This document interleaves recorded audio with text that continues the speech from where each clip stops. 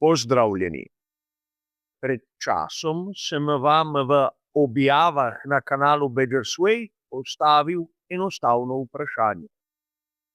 Odgovor pa kot ponavadi sledi v naslednjih minutah.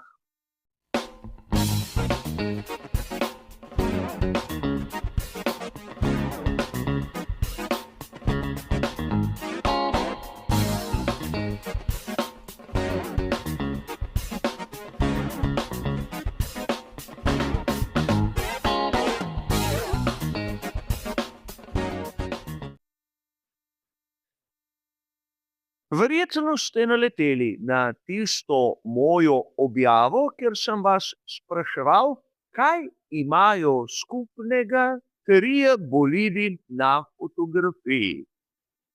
In če ste se malce bolj pozorno zazrli v fotografijo, ste lahko takoj opazili, da niti makete niso bile v istem merilu. Če ste bili malce bolj natančni, ste lahko ugotovili, da na primer dva sta imela pnevmatike Pirelli, tretji pnevmatike Goodyear. Dva sta imela motor oziroma pogonski sklop Honda, eden Alfa Romeo. Skratka, ko ste lahko dobili povezavo med dvema, oni tretji ni prišel zraven.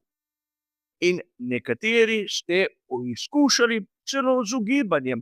Videli ste mogoče enakega pokrovitelja na dveh, ampak tretji je zopet izpadel. Zanimive odgovore nam je dala celo umetna inteligenca.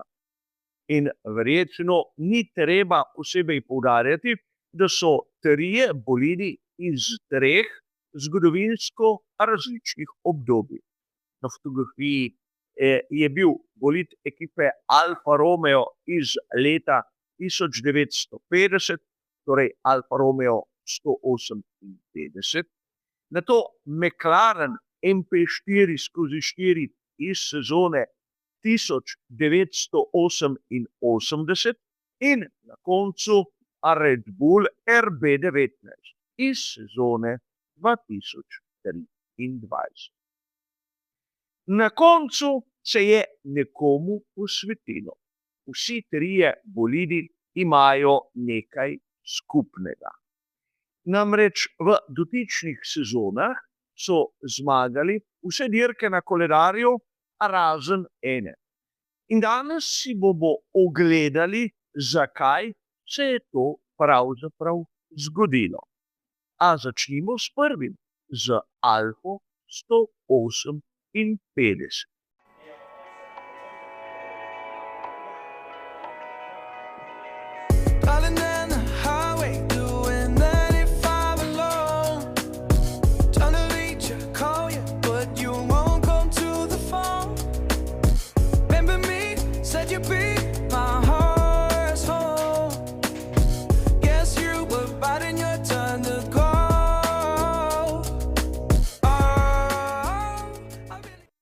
In tu v roki je seveda dotična maketa, ki ste jo videli sedaj na posnetku, ki nam kaže po svoje tudi, kako nezrela je umetna inteligenca.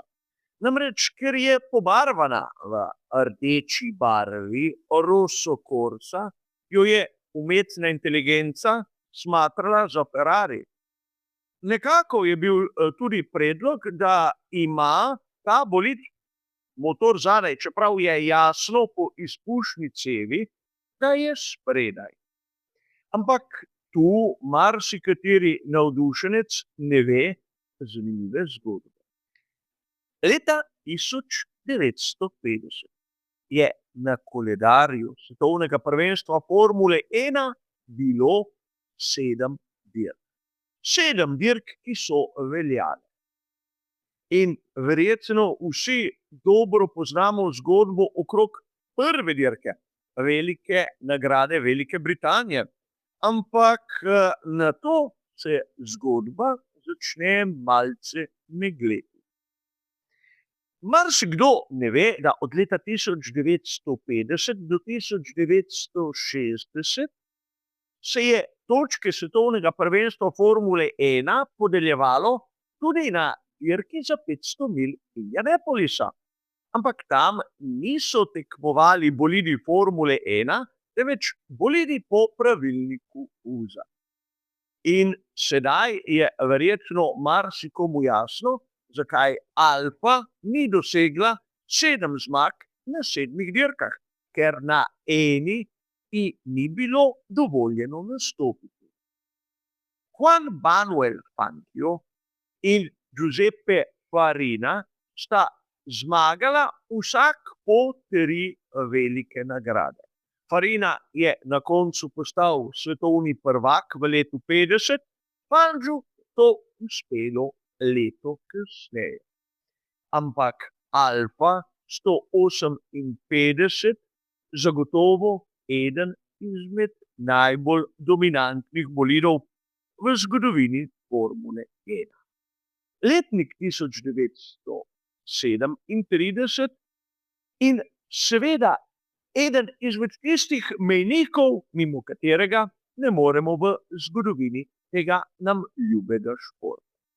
A pojdimo k našem drugem primeru, k McLarenu MP4/4.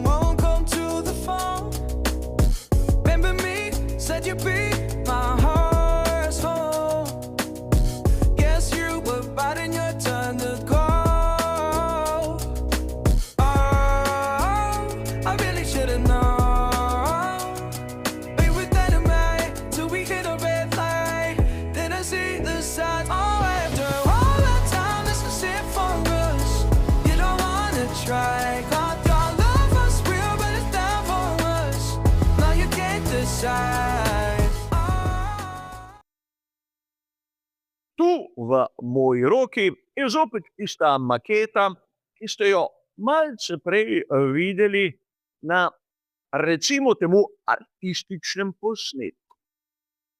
In zgodba, ki smo jo povedali pred nekaj minutami, se tu skorajda ponovi. Leta 1988 je na koledarju bilo 16 dirk. Ayrton Senna in Alain Prost sta jih zmagala 15, vse razen velike nagrade Italije. Tam je Alain Prost imel eno izmed redkih tehničnih okvar, medtem ko Ayrton Senna je bil vpleten v dokaj bizarno nesrečo. Na tisti veliki nagradi je bil odsoten Nigel Mansell. Nadomeščal ga je Jean-Louis Schlesser. In Williams Schlesserja je bil počasen, kajti takrat so pri Williamsu izgubili motorje Honda in bili prisiljeni vzeti enote, ki jih je izdeloval John Judd.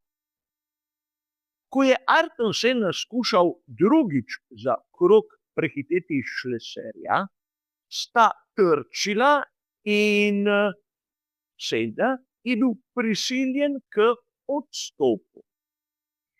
Tisti trk je seveda postal znamenit, namreč le mesec dni po smrti Enza Ferrarija je bila njegovi ekipi Scuderii na tak način malodane podarjena dvojna zmaga, ker je dirko na koncu zmagal Gerhard Berger, za njim je pa v cilj prišel Michele Alboreto.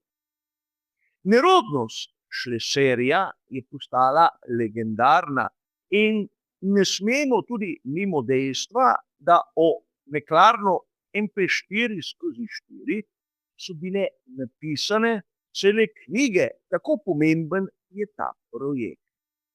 Ampak verjetno vam je jasno, da nas čaka še en bolid, ena zgodba, ki bo vse skupaj postavila še v malček bolj drugačen okvir.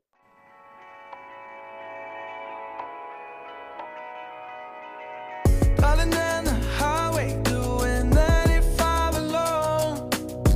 Trying to reach you, call you, but you won't come to the phone. Remember me, said you'd be my heart's home. Guess you were biding your turn to go. Oh, I really should've known. Be with dynamite till we hit a red light. Then I see the signs. Oh, after all that time, this is it for us. Na koncu je na vrsto prišel tudi Red Bull RB19. Njegove zgodbe mislim, da se mnogi izmed vas bolje spomnijo od tistih dveh, ki smo jih omenili malce prej. V sezoni 2023 sta Sergio Perez ter predvsem Max Verstappen zmagala vse dirke, zopet razen ene. Tokrat je tista zmaga, ki se jima je izmuznila, zmaga na dirki za veliko nagrado Singapurja, kjer je, zanimivo, zopet zmagal Ferrari, tokrat z Carlosom Sainzem mlajšim. Ampak tu ni bilo težave z pravilniki, ni bilo težave z odstopi. Na dirki za veliko nagrado Singapurja je bil v sezoni 2023 Ferrari enostavno boljši. Izkoristili so edino priložnost, ki so jo imeli, so porazili Red Bull. In tudi to je zanimivo.